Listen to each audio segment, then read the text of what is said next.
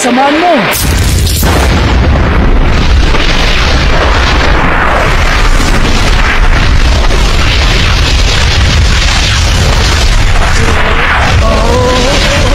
Kailangan ko na tiisin to.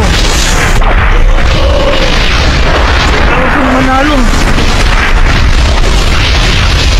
Kunti na lang. Eto na!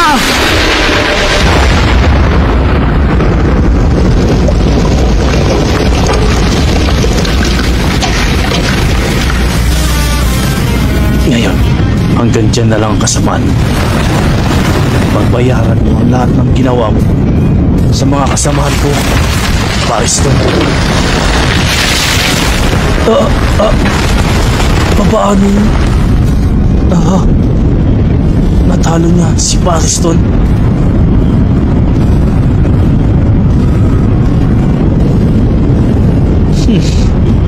Napakagaling ng ginawa mo. Napakagaling talaga. Don. Sinasabi ko na nga ba, kayang-kaya mo siyang talunin. Don.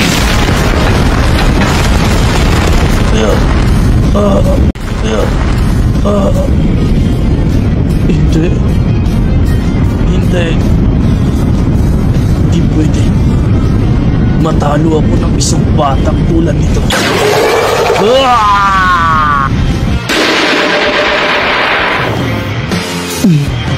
Anong nangyayari sa kanya? Kung gano'n, may natitira pa siyang lakas. Umanda ka sa aking bata! Hindi kita mapapatawad sa ginawa mo.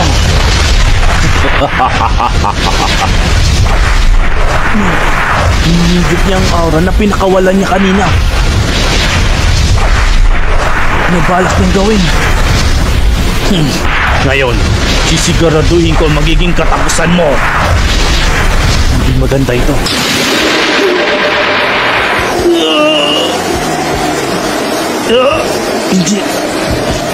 Hindi na pwedeng magtagal pa ang laban namin.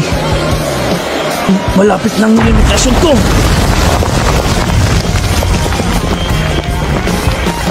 Hangal ka, bata. Ang akala mo ba'y ganun lang ako kadaling matalo sa mga ganung kahinang atake lamang?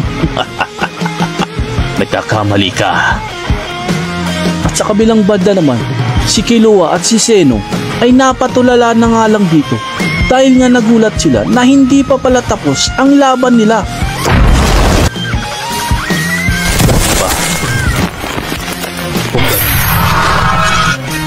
Dapat na kitang tapusin.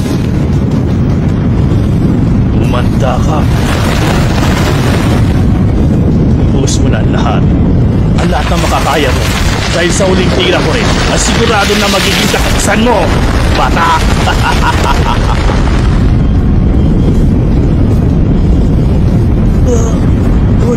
Kaya mo yan. Ikaw lang makakagawa at makakatalo sa kanya. Sa mga atake nila, dito malalaman kung sino mananalo. Ngayon na ang tamang pagkakataon. Nabawi ko na ang lakas ko.